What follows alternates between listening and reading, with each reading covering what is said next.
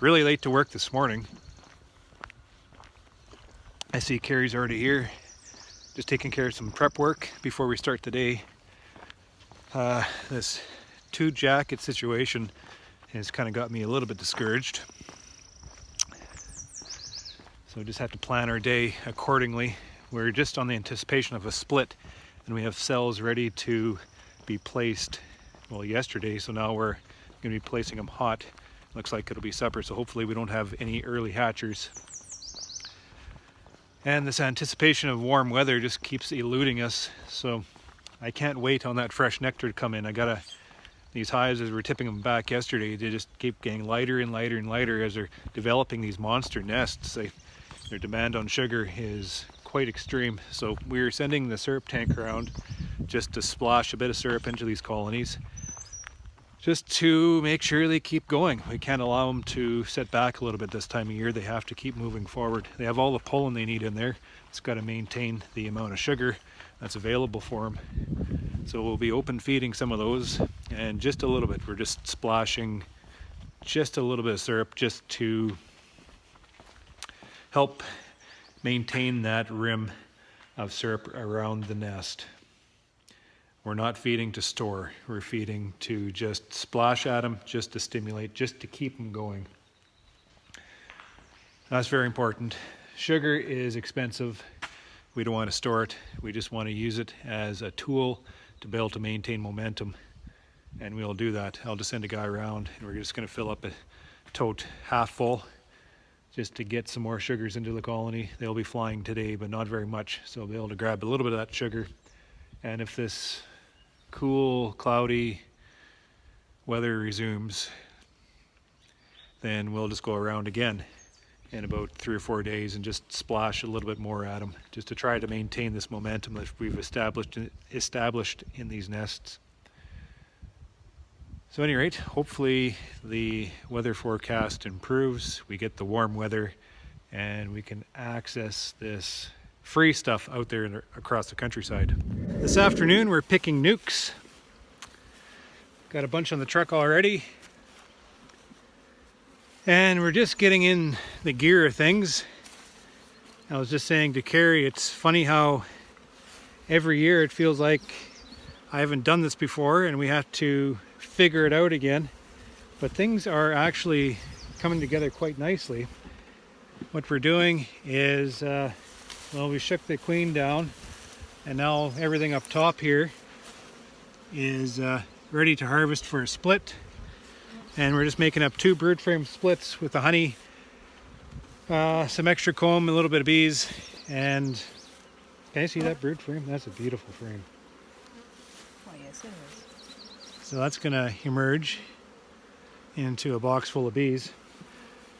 So it's supposed to get cold tonight, and if anything, there's a lot of brood up top here that she laid, and maybe they're just a touch shy on bees.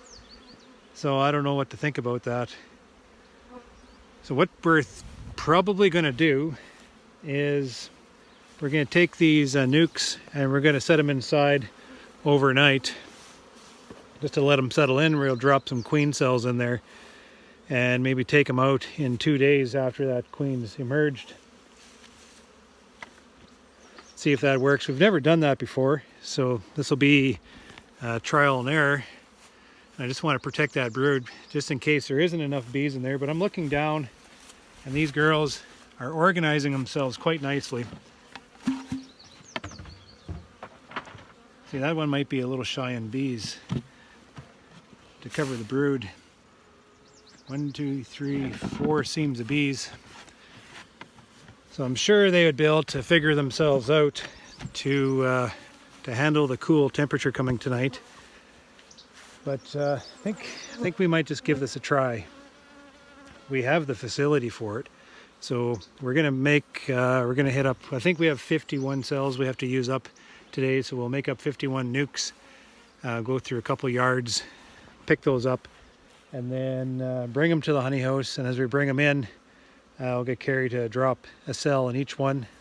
We'll park it in the corner, turn off the lights, let them sit there for a couple days, and then nice and quietly and gently pull them back out early one morning and set them down into its mating yard. and I just want to see if that'll work. It might solve, it will give these nukes a little bit of time to reorganize themselves around, you know, the hive disruption that we just all of a sudden created for them. It'll give a little bit of time. Some of these bees might emerge, provide a little more girth, and it'll help drifting maybe too. As you set them down, the bees are a little bit scattered, and sometimes you get drift issues, especially when I put them 3 together like this. It's not bad, but they do tend to drift towards the strongest smelling unit. So we'll just give this a try, see if it works, and this will just be a trial and error process for us.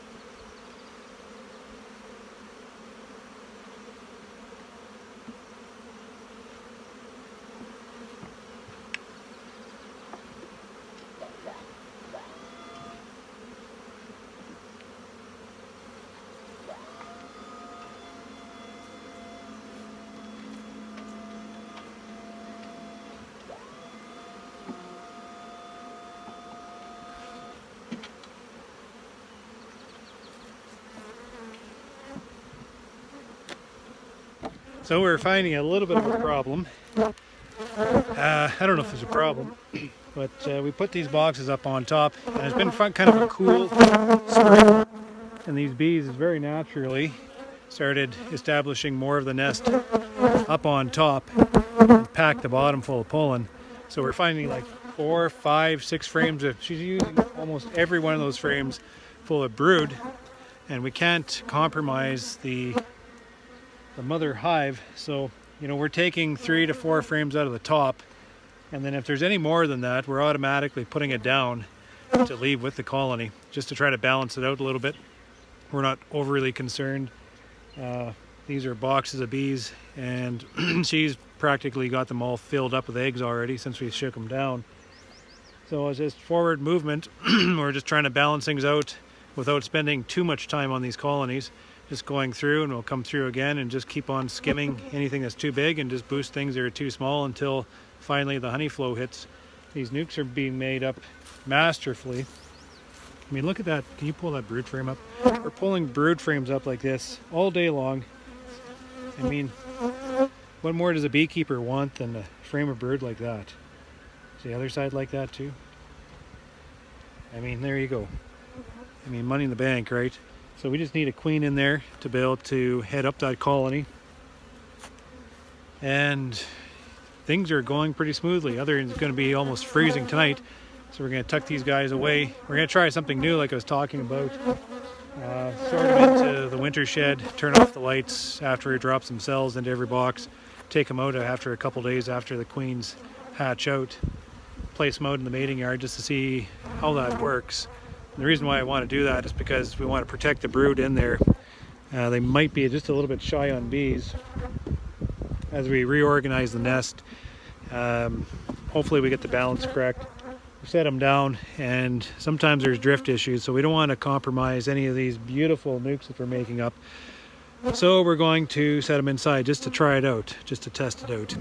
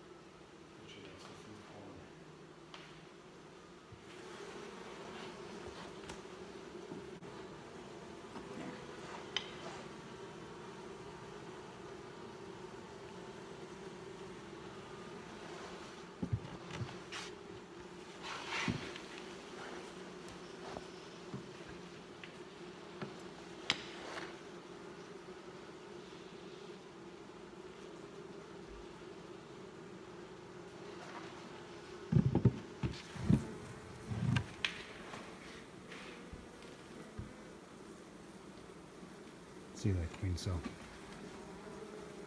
textbook.